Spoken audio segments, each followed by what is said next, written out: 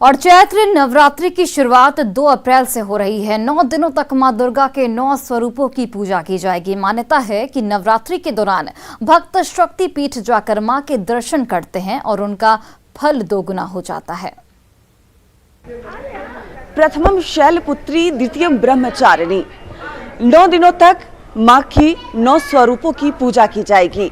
2 अप्रैल से चैत्र नवरात्रि की शुरुआत हो रही है और ये चैत्र नवरात्रि 2 अप्रैल से शुरू होकर 11 अप्रैल तक चलेगा, जिसमें मां दुर्गा के 9 स्वरूपों की पूजा की जाएगी। और इस बार की चैत्र नवरात्रि खास होगी क्योंकि पिछले 2 सालों में कोरोना के कारण मंदिर के कपाट नहीं खुले थे और ऐसे में भक्त अपने घर पे ही कलश स्थापित कर मां की आराधना कर रहे थे।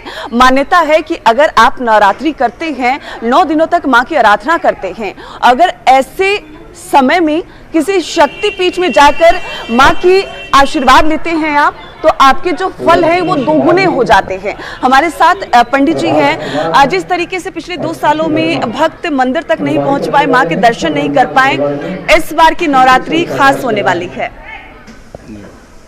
ये शक्तिपीठ है।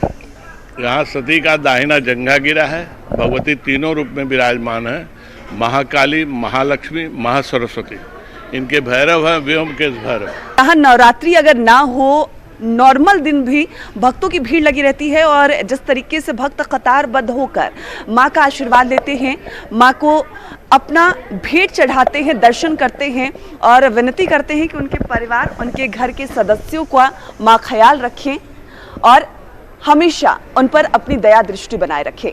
कैमरा पर्सन अजय दुबे के साथ विनीता मिश्रा, न्यूज़ 18 पटना।